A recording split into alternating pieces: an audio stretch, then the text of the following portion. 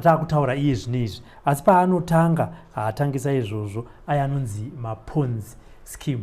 Chii chinoitika panyaya idzi ndechekuti vanhu munotsvagwa mounganidzwa mopiwa picture yechouviri chakanaka kureva kuti ukauya ukapinda munyaya idzi ukaisa mari yako apa ngatiti $100 unobva wanzi kumushure memazuva akati kuti kana kuti masvondo akati kuti tinokupa yadhabhula kana kuti yawanda zvakasvika pakuita sei. Izvi zvinowanzoita kuti zvikwezve vanhu vakawanda vachipinda muzvirongwa zvakaita saizvozvo. What is it that we are talking about today?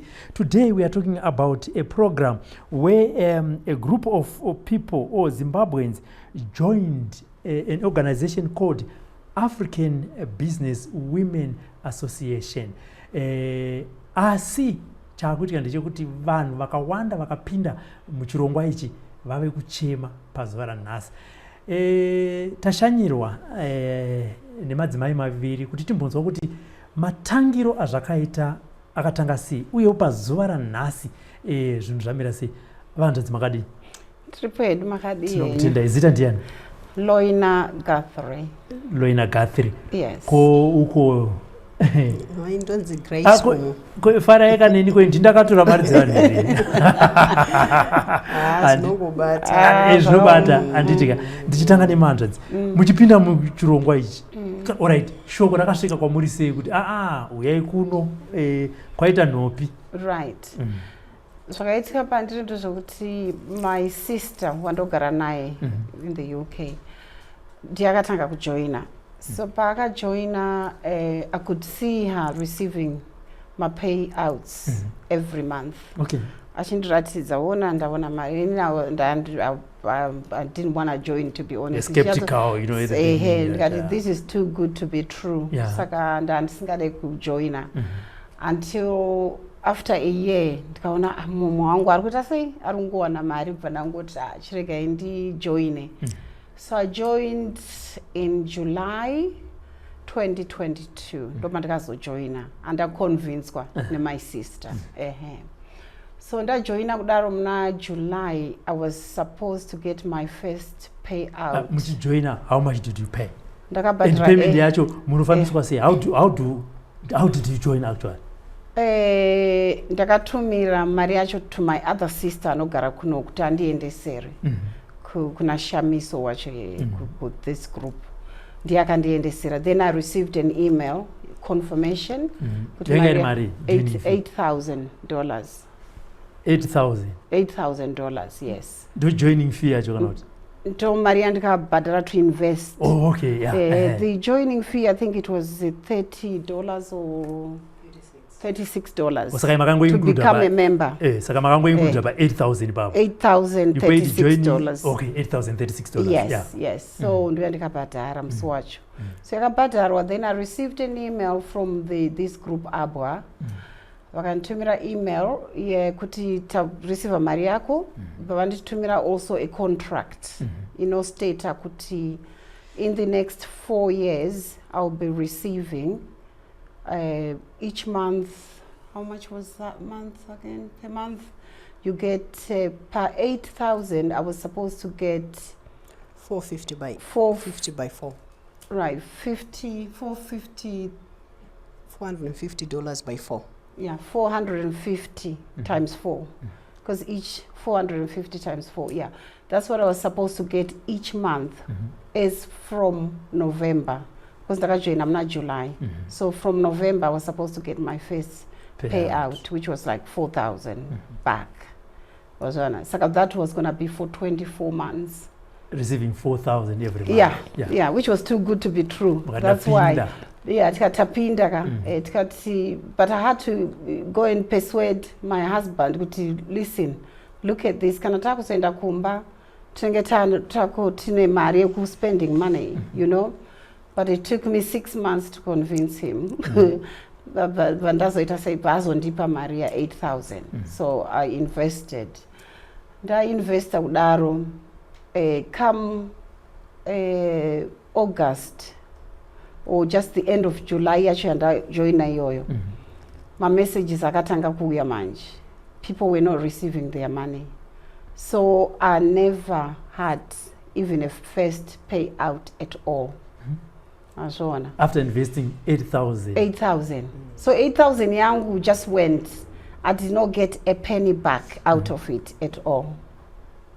But have you tried to approach, you said Shamiso? Yeah, Shamiso. I tried, I've texted her, I've phoned her, and I've even withdrew from the investment because waibvumidzwa kuti pa contract kuti kana usisade you just fill this form then tokudzosera mari yako. So I even did that kuti ndidzosere mari yangu. Okay. Zananzwa respond yakabva kuna Shamiso. Yeah.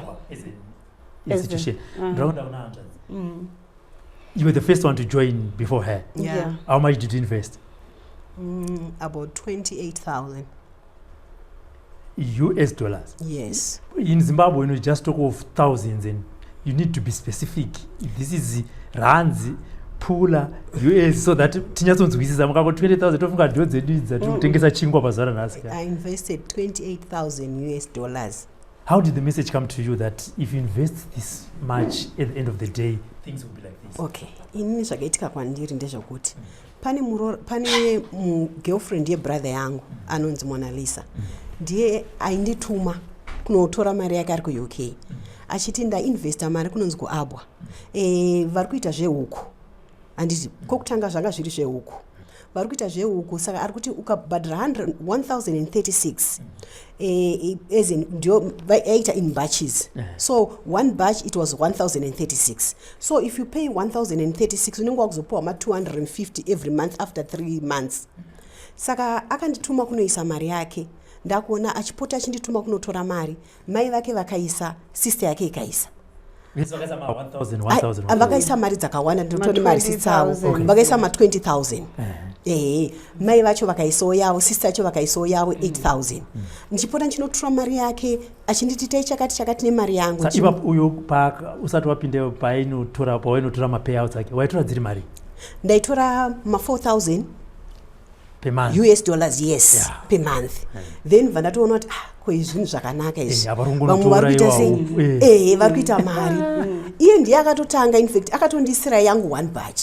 Zvanzi tete rega ndikuisira yenyu one batch. Muone kuti zvinhu zvakaita sei nekukutumayo kwandiri kuita muchinditira mairans angu. Rega ndikuisirei. Paakatondisira ndikatoona kuti ko zvinhu izvi zvinenge zvinhu zvakanaka. Utowana mari yako every month. Ndikabva ndatoisa mari ndikatoenda unotengesa imba kumasvingo. Right, and imba yakatengeswa mari. Ndakatengesa imba ne 14,000. Ndakapuwa 14,000. Ndikainvesta yese. Kungobva kuna baya. Yes, ndichitoendesa. Ende zveshuwa mari pekutanga mari yaitouya. Ndichitoreceive mari ndichitoenda kuAbwa ndichitotora ma 5,000. Mari ichiuya. Then vandaintroduce ma sisters angu. Ndikati kune zvinhu zvakanaka izvi. Handingangobudirire ndega. Imi muchitadza kuita sei kubudirirawo. Ndakaudza sisi vangu vakatumirawo mari yavo. Hanzvadzi yangu ikatumira mari. Sisi vangu vakainvesta 10,000. Hanzvadzi yangu ikaisawo 4,000. Mai vangu chaiwo vakaisa $6,000. Vese mhuri yese taita sei tainvesta. Tainvesta kudaro. Vamwe pamhuri yangu ipapo vamwe havana kutombowana kana sendi. Of which Shami akagamuchira mari dzavo akuchinyatsoziva kuti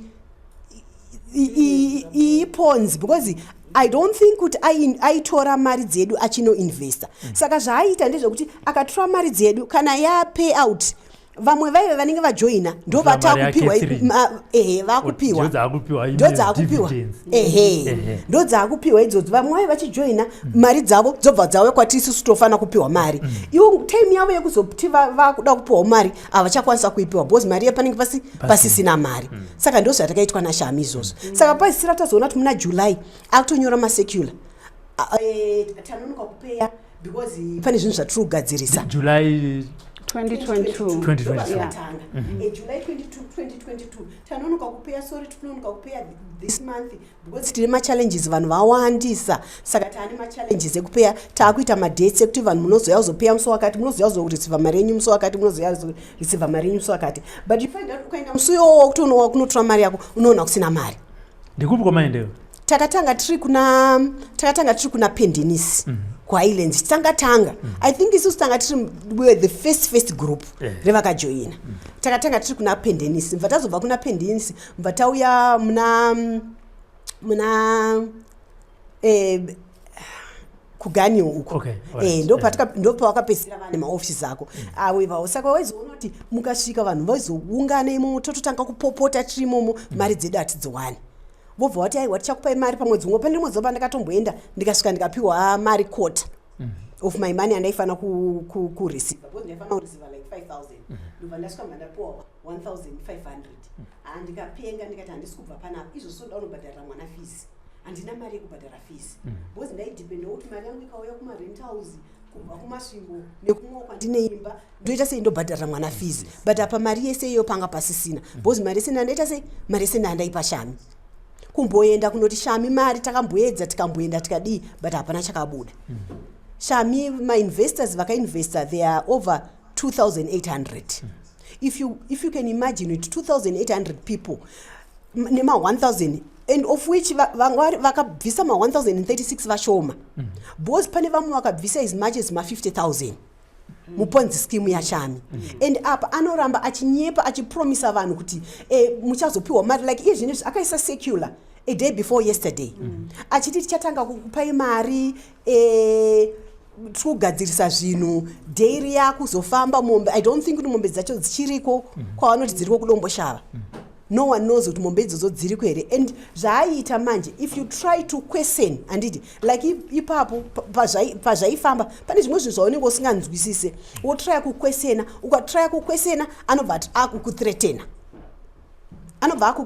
achiti kana usingade buda handina kumanikidza munhu inini kujoina chichi achida ndozvaaita Shami saka and of which vamwe vanhu vaizomusapota vachida kumusaidhira kuti chi vazopuwa mari dzavo saka vakazoona kuti iye zvinezvi hapana kana munhu achapuwa mari ende hapana munhu ari kupuwa mari saka Shami anofanira kusungwa haangatingotori mari yedu zvongopera just like that it's so zvinorwadza and izvozvizvi vana so kuti ndiri kustruggle nenyaya yefees murume cheche mari imba iyo ndakatoitengesa murume imba iyo ndakaita zvekumanikidza akati zvona ita zvaunoda nemba iyo but inini mari yangu ndinoida ende inofanira kudzoka mari iyoyo so I'm having problems nemurume right now no, I understand saka iye Shami ndamuzwa muchara nyaya kuti yanga iri scheme yehuku yazita mombe you can just explain ipapo kuti pahuku nemombe apo zvainzi what was the catch behind the catch yanga iri kuti if you put 1,000 towards huku at the end of the month yacho yaunotanga kureceive mapayouts ako you get something like 250 per huku for 24 months. I just want it to be clear. Right.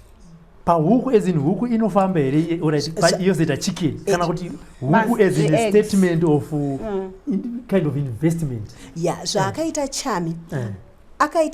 aiti ndikuita tite maprojects anditi maproject yekuti iwe ukabvisa 1,036 achatenga huku atenga huku otanga kudzichengeta huku idzodzo ne-1,036 yako iyoyo atanga kudzichengeta for the next 3 months ne-1,036 iwo hauwane kana senti achichengeta huku then the 4th month otanga kukupa 250 of which anenge atengesa huku dzi anenge aita huku oita huku dzemazai otanga kutengesa mazai saka uchizvitarisa waiona zviri kumeka sense we never thought kuti it's a ponzi scheme because zvaimeka sense because unopedza 3 months handiti dzese usina kupuwa kana senti the fourth month wakutanga kupuwa mari yako saka it takes about 7 months kuti mari yako idzoke yese the 8th month ndokwakutanga kuwana chi ka dividend out of it handiti saka zvanga zvine sense zvaimeka sense saka Shami ana kutora mari iyi yataibvisa achienda kunotenga huku akatora mari achitenga achiita zvinhu zvake achizvibenefita iyi saka kuti imimi as investors manzi bhadhira mari yehuku makasvika here panoitirwa huku dzacho Shami airamba kuti tiende kunoona panoitwa huku achiti huku dzinoita zvirwere. Vanhu vakawanda vakaenda ikoko huku dzinoita zvirwere kana kumombe chaiko atinamvira taienda because aiti zvona akudiwa kuti tunofana kusarudzwa vanhu vanongoenda kunotimirira as my investors because akudi kuenda vanhu vakawanda because nokuda kwezvirwere. But it was reassuring for me because I saw the eggs being sold. Okay. I also saw mukaka uchitengeswa, and I even bought the milk from the shops. So that was reassuring kuti business really cause sure. Wazona.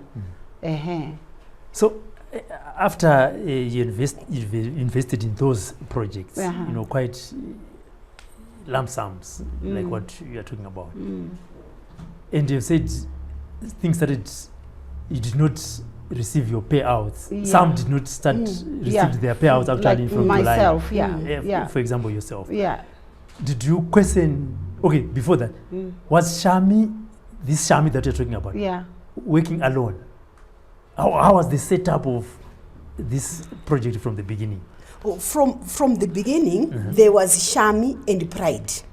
And it paita Shami and Pride ini ndo vanhu vandainyatsoziva because ndo vaive maboss ku Pride ainzi ndiye accountant anonzi Pride miti ndo waishanda naye Shami. Then I think later on aminoti zvizvi zvakaitika Pride mvakuti aregera ndo pakatanga vanhu kusapewa out. Then vashami accuse the other guy kuti aba 1 million. Pride. No, the other guy anga aitoshando ikoko mukomana zvikanzi aba 1 million saka it's part of your money yabiwa ndesikatakutadza kukupayai, of which it's not true. That guy ana kana chaanacho chokuti anganzi akaba akatenga kana sweet kana chi atorina kana chaanacho angova a sacrifice sacrifice kana Shami. Saka I think the guy counter mjeri kana ari kupi I don't know, but it's so unfortunate because that guy kunyangwa akaba he didn't steal $1 million. Akaba maybe kana kuti pamwe kana 20,000 or 10,000 maybe. I'm saying maybe, but that guy didn't steal $1 million because Shami, even if you look the life yanga akurarama nemari dzedu anga akurarama a flamboyant life. We saw that on Facebook. Achipfeka flashy clothes, my big cars, you know, everything, holidays abroad, you name it. She was just living the life. So when you did not receive your payout, obviously you approached her. What was your first response? After we had a meeting with her, to get a Zoom meeting nae. Nevanu vaisenza nao vaiti they are the administration, the whatever. Vese vakauya paZoom ipapo chivabvunza kuti so how many cows do we have? They did not have an answer at all. But vachiti promise kuti give me some time. We have your money. It's only I can't get it out of the bank. Why? So my reassurance. I can't get it out of the bank. Why? Because what was the reason why she couldn't give us the money? Because anga kutanzona ngatichita izve accounts kutopota takukuisira imari accounts atichada kupota tichizopa as cash ndozo anga akutaura. So we submitted. Or because she can't get cash out of the bank. So now let's accounts, so that we can transfer money. Yes, to transfer. Ndo vataenda zvikanzi uya mufile forms muopen accounts. We did all that. Vataenda vatanoita zvese, nothing came out. Izvi zvakaisa secular yake 3 days ago achiti ndiri kutanga kuita payment in 90 days time, of which ma seculars akaisa ekuti ndiri kukupai next month. Amena amangani. So your communication from now is secular, promising you that I will pay you. Yes. In terms of this payment, is it giving you your whole amount that you invested, or payout is per the contract? She's saying payout is the contract, not the whole amount. But there are some people like inini it's so unfortunate because ndakaita kuti vanhu vakawanda vajoin because ndakavaudza kuti look zviri kupa mari ndine vamwana bamnini vangu vese vari kuAmerica vandakaita kuti vajoine vakabvisa ma 4,000 avo, and you know they are on my neck kuti ndiwo wakaita kuti join and havana kupiwa kana senti. Apa ndakatoma joinisa muna like ambe ndakajoinisa muna July. Shami already knew kuti zvinhu zvake zvaakuflopa, ponzi scheme yake yakuflopa, but she kept on accepting mari dzevanhu. And even munana September chaiwo pane vanhu vakauya titoita noise kumaoffices aka vakauya vachida muganiwo vakauya vachida mari dzavo iChurchill, that's Churchill Road ya muna Churchill Road vakauya vachida mari vachikauya vachitoinvesta but patova nenoise kudhara she kept on accepting mari dzevanhu iye achiziva kuti zvake zvaflop. Okay, let's stick to the example that you're giving us, that muri paofisi mimi as investors muri kupopota kuti mari yenyu hamuna kupiwa inini aiwo kuineni put my money there.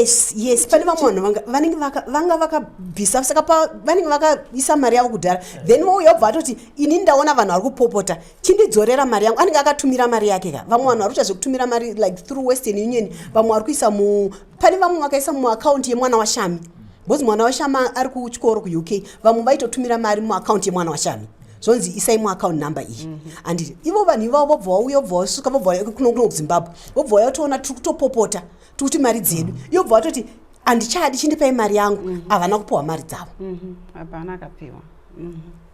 So with these seculars coming now and then, that's the excuse every time that just to keep us cool, us cool really. But have you tried to seek legal recourse? Oh yes. Yes pane takaenda kunoripota kupolice yakaripotwa kupolice nyaya yacho yaShami but I don't know what's happening with the police.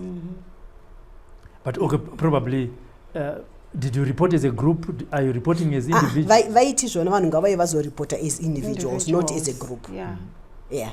But if all you said about over 2,800. Yes. Mese maite izvo pane vamwe vachine hope yekuti Shami will give us. I think some people vachine hope, but it's now almost over a year. It's over a year, yeah. It's over a year, but I don't know vachine hope kuti hope yacho iri kubva kupi because over a year usina upuwa kana senti. Saka pane chinenge chichabuda iri ipapo. And also ndinoshamisika because maoffices ake anenge achiri akatovhurwa nanhasi but hapana chiri kuitika and auchabvunzi kupinda mugedhi. Okay. Gedhi ravo nogara rakakiwa. Pana munhu anobvunzwa kupinda mugedhi ravo. Saka hapana kwauchaonera Shami izvino kwamunyorera message yezvinezvi kana ukatira kumufonera aanse macalls aanse maemails aanse mamessages. You said she's been living a flamboyant life. Have you asked her kuti ko iwewe, why don't you sell or stop doing what you are doing, because this is our money, because it's clear. Because even kana pane motikari dzimwe dzichitoripo dzeabwa dzakanyorwa mukaona pane matrucks aenda achinodistributa mukaka akatonyorwa kuti abwa ipapa chisecular chaakanyora kuti zvona if you want to be a distributor wemukaka from 50, is it 50 liters tinouya tokuunzira chihameno chisecular chanamunyazochivenga but akatonyora ndo secular yaakanyora mabusiness ideas akuramba achingouya dangoramba achingotora mari dzevanhu. Yeah. So you said you've reported to the police. What case yacho yapapi now is if you try to make follow-ups with the police? I'm not sure ne case kuti yapapi ne police but takaenda as far as ZEC kuno reporter ku anti-corruption. Tikanoripota ku anti-corruption saka hatiziva kuti case yacho yapapi. Then also ku anti-corruption hamuna kwasainwa commissioner kunzi ndiye ari kudhila nenyaya. Pane this lady anonzi okay, no, that's fine. Ari kudhila nyaya yacho watakatoenda tikanoona. That was 2 months. Is it 2 months ago? 2 months ago, I guess. I'm not so sure, but it should be 2-3 months ago. Yeah. And also takato asaina lawyer. Pekutanga lawyer watakatora ezi kuti takati vanoda kuita legal kuenda legal route. Ndobva tatora okutanga akazoramba kuti representer. Then apatine mumwe watakatsvaga lawyer kuti ati represent. Quite interesting. Uya akaramba akati akaramba I think Shami angane vamwe vanhu vake handiti vangana pane vamwe vanhu vanomusapota Shami kanti arikuva iva ndu varupa mari kanti havasi I don't know. Saka vaienda kuna lawyer wewe vachimufonera vachimuharasa saka akabva ataura zvikanzi ndikuwana a lot of harassment from some of the investors saka ndakudropa case yenyu down. Ndobva ati dropa down then apa taane mumwe lawyer akuti representer izvi zvataenda kunopa case yedu. Okay. But with the police obviously making my investigations, Vari, how far have they gone with that? The issue police, I'm not sure how far they've gone with the issue. Yeah, I'm not sure on that one. You got reported which police station? We went individually to different police stations. Oh, okay. Yeah, vamwe vakaenda kuislands, vamwe vanhu vakaenda mumapolisi, vangonzi vaende kumapolice stations akasiyana siyana nereference number yatanga tapiwa nezita rapolice officer wacho, but unfortunately ndari kanganwa. And coming to you, what une hama dzakawanda dzakainvesta into that situation yavo, life yavo is yakamira sei, because putting 20,000 and then you don't get anything. Life yavo yakamira sei? Like as for my bamnini vari kustates vakainvesta havana kuwana even a penny. Vakainvesta mari? Vakainvesta 4,000. Ivo vakainvesta 4,000. Havana kuwana not even a penny. Saka pesi pavanouya vanobva vasvika kuti Grace handi kwashami, and iye zvinezvi vakura vada kudzoka kumusha, vanga vazviudza kuti zvona patinodzoka kumusha tinowana pokutangira, but iye zvinezvi zvese time yavaifanira kudzoka kumusha vakutoextenda madays ekugara ikoko ekusevenza kuti vaone kuti vanozouya kuzotangira papi, because ivo vanga vazviinvestirawo mari yavo. As for my sister akatora mari yemwana wake yaaifanira kunodhiposita imba, mwana wacho asingazvizivi.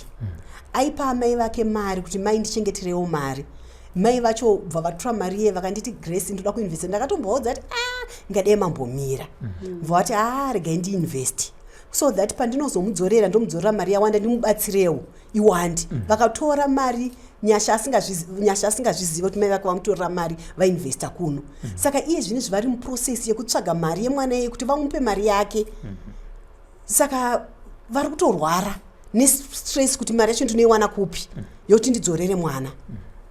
Saka ndine mai vaMona Lisa, iye zvinezvi vakatostroka nekuda kwashami, vari kutorwara. Havatorina kana chavanacho tobatirana papo kana kuti vaende kubasa, havasvikwanisika kana kuti vaende kubasa. Mai vaMona tifungakaisa kuma 50,000. And also mai ivavo zvavakaita vakabva vanzizona pane akabva atanga zvehousing scheme futi. Housing scheme yaakaita mai vaMona vakabva vabvisa 25,000 kuhousing scheme. 25,000 yavo hapana kana senti ravakawana. Havana kana senti ravakawana, ndopo vakabva vakolapsa bva vatanga kurwara. Saka izvozvo vari kutorwara. And mari yacho iyoyo izvozvo ndindaitumwa kuenda kuna Shami nemari dzese idzodzo. Saka unotoona kuti So if you are assuming that Shami is so sitting, face to face with you right now, what would you want to tell Shamis? I just want my money right now, to be honest. Yeah, my life has just gone so bad.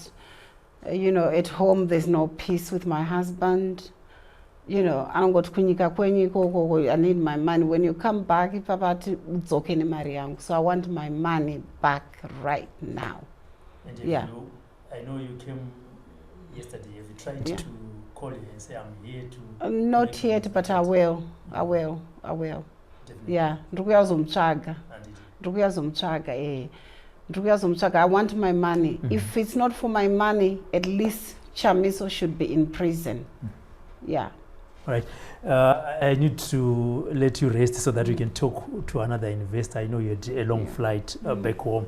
This is the program where we give platform to people that have issues to talk about. And you've had over 2,800 investors once their money from Shamiso. And as we have summarized it, it's a Ponzi scheme with a different name. It's a Ponzi scheme that is used to lure investors, come invest your money. But at the end of the day, as you've heard from the investors, the biggest beneficiary is Shamiso, according to them. They've said they've seen pictures on social media where Shamiso is or has been living a flamboyant life. For now, let's take a break as we talk to another investor to find out what transpired.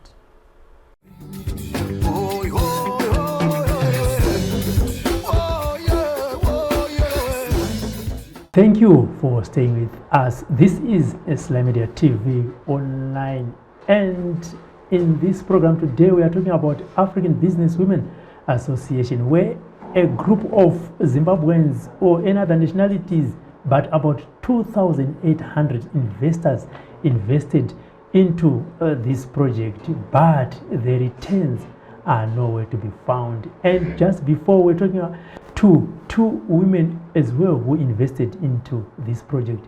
We have joined by another gentleman. Baba Makadi. And makatsama zvisho voice harisi kutobuda harisi kukwanisa kubuda anditi ngaribude tinzo imimi shoko rekuti uku ukaendesa mari yako unozowana mari yakawanda kuti kupera kwemwedzi rakasvikawo sei? I have several relatives vakatoita ma-investments vakapinda mazviri. Yes, vakatombokwanisa kuwanawo 1 or 2 ma-installments avo vachibhadhara. You know, so zvairatidzika it was legit. And even from the look of things it was good. So takangoti ano namadam ano let's invest. Yes, because even madam wangu aishanda along road yanashami. So she used to see frequency vanu and the openness of the business itself. So I'm going to know, let's invest. Yes, we can make an extra buck. So that's how we joined. Yeah. Mpamaka join makaisa mari. Takasa 6,000. Yes. And mashika maisa 6,000. Dokunzi chi. That was when it just went down. We never received anything, nothing. Impundu mkoma banazo ntore. Makapata 6,000 cash. Yes, and we went to the offices there. We met another gentleman at a Pindam office. What I say, give us a piece of paper and my dividends and all that. I had no, this one is not a problem. We want to invest because we're really sure. But badara mari ndo baba tipa ma receipts, then ndo baba tipa my paper hundreds starting from, we're supposed to start getting money from October 2022 for the next 40 or so months. And the batanguenda kumba and October came, nothing. But my friend was people marry. We're supposed to get that was 1,200 per my investment, because I got 2,000, so you'd get 400. 450, 900, 1,250, 1.250 per month. Yes. Come October, Mara inakuya. Nothing. That's when the circular started coming. We takango at first takamboita hope was some relative yedu yanga investor imomo. She went zvadhakwa titomubvunza kuti what's going on, ndobva aenda paakaenda akanopiwa half of your investment money. That's when half was how much? It was about 2 something thousand. Ndobva ati but these guys are not giving me my whole money back. Tikatotana madam ndikati but why is it that akupa vanhu ma half? Isusu mama investors achatopiwa. Ndobva pakazonzi pabiwa mari. Yes, no, it was an apology or something. No, we are receiving payments in so much time. But rumors were saying pakabiwa mari, like it was said pakabiwa $1 million. So ndopata katanga kuona kuti okay,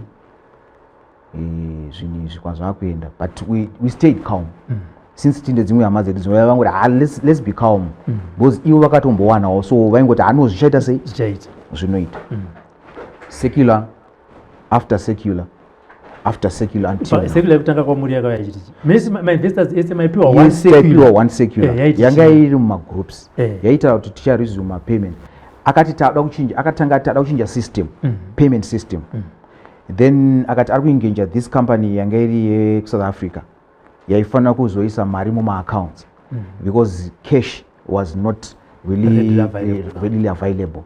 So vanhu vaifana ku vapumpa ma accounts manostro yes manostro accounts kuti mari ipinde mu accounts but akapa vamwe provision yekuti if you can't usiri kuda kuti mari yako ipinde mu account you can come and collect kupi ku office but provision yanga iripo yanga iri so good yanga iri yekuti vanhu vanotorera mari kupi ku bank since system yanga iri he was just saying the system we have to change because the system yatachishandisa yanga isingaiti yes achada vanhu vanongoita frequency vachiuya ku office vachiuya kucollecta mari then yes it seems zvaiva sense because unongochi une hope so it's never did second secular yakabva ichiti second secular was also an apology sorry for the delays apasina mari like ndo patakaverenga mu newspaper kunzi pane mari yakabiwa and the guy is in the courts and the like it was an apology after apology it wasn't anything sensitive zvavisina kana sense zvaitaura zeshami zvaingozi she was buying time yes aitora time kuti vanhu anogona kunyararidza vanhu yes because what she did akakwanisa kudivide vanhu mainvestors kuti vaite magroups because even pamainvestors pacho takadaro tese havatowirirane vese ava vane pfungwa dzavo ava vane pfungwa dzavo ava vane pfungwa dzavo so actually kuti ane vanhu vaakatomanipulata kudhara which means kuti because recently musikana aimushandira anonzi Mona Lisa akazotumira this message pane rimwe group racho reAbwa achiti no inini I'm no longer part of but she was part of Abwa achiti no ezvezvo I can't be part of Abwa because ndakanetsana Shami she owes me a lot of money but what I know is some people are getting money behind everyone's back so which means kuti pane vamwe vanhu vari kutobenefita muAbwa right now maybe atizive vari kupiwa mari here but vakawanda vacho hapana ari kuwana mari ivi makaenda kumapurisa right what happened ndezvekuti when it was said kuti vanhu vakaenda kumapurisa pakacreatwa a group rainzi dialogue right takapinda mugroup redialogue there was this guy who came up with another plan akati no let's go for dialogue vanhu vese vasina kupiwa vasina mboreceiva any penny let's create a group dialogue tunoita dialogue nashana tomuudza kuti okay let's scrape this mari maprofits iwo achadi right chitongochidzorera dollar rangu randakakupa ndakakupa dollar just give me that dollar right we sent that guy nothing came but Shami agreed to meet that guy yes he is saying from what he is saying akati ndakaenda mu office wa Shami ndikano buka appointment na Shami ari kuti akanotara naye but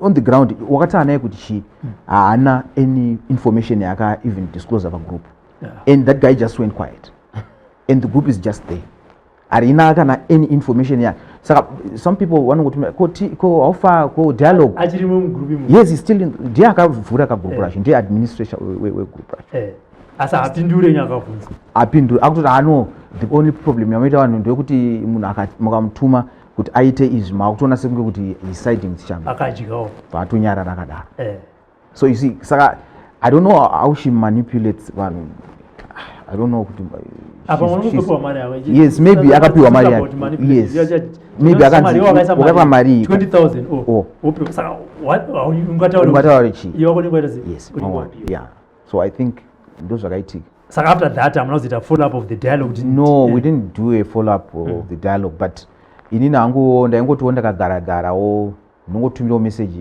zviri sei chichi up until this other group ratakazo there's someone who came up with an idea akati hey guys we are after creator asungwa imi isisu Shami turi kumuregerera one she's getting away because after that because Shami herself she's going out about angatori kumusangano we US Africa Summit yakaitwa Botswana I think maybe angari part of the entourage I don't know but angatoripo zvokuti angatori ne picture yanga iripo ndikatotora screenshot rake ndikamutumira Shami ndikati iwo Shamiwo uri kutori zviti utori successful business woman, a farmer, because it was more about farming there in Botswana. So ndakatomtumira that picture njiti we tikutera then vatumira pa group Shama aripo then another woman says out ndiani vatumira a screenshot rakati no Shami, because it was rumored kuti Shami akaenda ku Canada. Then that woman said no, Shami arimo, she's in the country. Ndopa akazobuda and that picture screenshot roro rakabuda pa ZTV. She's in the country. Right. Ndopa akatumirwa navanhu no, Shami, she is in the country. Tikumuregerere tikati ngatite hashtag Shami Fred abva ngaasungwe. Then people just started communicating per group like that. And some took the legal route. Vamwe wakaenda kumapurisa. So people are just a bit divided on the. But okay, as investors, you brought in the e-creator issue. Yes. There was people went, the investors went, the offices were not there, closed. The guy was rumored to have gone out of the country, to be in the country. Yes. Within few days, we heard kuti asungwa. Yes. And imimi kurati makatotanga kuenda kumapurisa before e-creator guy. Last year, that was January, I think. Starting this year, January, December, since I was atoipa ku Abwa. Zoti vanhu vanga vakuto, a lot of noise was just happening. Zokuti daikwanga kuri kuti the only problem yakaitika pa Abwa ndekuti a lot of investors vakawanda they are out of the country. You see, so the noise has to be on the net, rather than physically here in Zimbabwe. Vanhu vakainvesta vari muZimbabwe varimo havo, but havana kunyanyobatana sezvakaita vanhu vari kuEurope. Vanhu vari kuEurope vakatobatana kupfuura vakaita zvatakaita Munzwe. Aitakaita that noise yakafanana yakaitwa nevanhu e-creator. I think by now Shami should have been in jail. But all you know, sometimes you don't need to make noise. Yes. Once you report to the police, you need to see some investigations or update, going on. So, why I'm asking you, and because you also brought in the issue e-creator. E-creator did not last 2 weeks. Yes. The guy was already in the police hands. You are talking about January and we are in August right now. You as investors, you are not being updated where the investigations are right now. My question is, what kind of a person is Shami? Right. Yeah. What I've gathered is, I don't know if it is good for me to say it on this platform. You can say it because Shami, she's being rumored that she's very well connected politically. You get it? Yeah. So she can do away with anything. Okay. Shamiso was in Dubai. She frauded millions of dollars in Dubai, and it's all over the internet. Here in Zimbabwe, she has done it again. And she claims that she's politically connected. And we know, but some are rumoring that she has been married to an ex-minister. I really don't know how far true that is.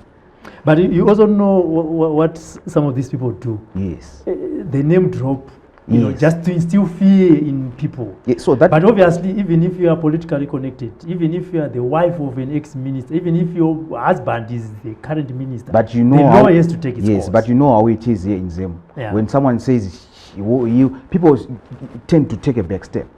No, she's politically connected. Like what happened there. She was at the summit where the president went. The president was there addressing the US summit in Botswana. She was there. So to people, we can be scared. So where can we go? President. Yes. And then another person posted on the group saying, Shami, my lawyers are Shami. I don't know. I forgot the name of the lawyers, but there's well prominent lawyers here in the country. Yes. And I said, I just put a emoji and say, so what? Because they were saying, no, we will not go anyway. If you report even as much as you may not go anyway, but what you want is your money back, not the profit. Yes, even if if this woman that you're talking about is politically connected, then the politician that she's connected to, they must assist you to get your man. Yes. Yeah, that's the point. I think that's the message that all social media is to get it. If you are politically connected, and you can go anywhere with anyone, you know, but the investors need want their man. Yes. No, that's it. Thank you, my brother. For now, let's join other investors on the Zoom meeting to hear their views about this African businesswoman. They are saying she's called Shamiso.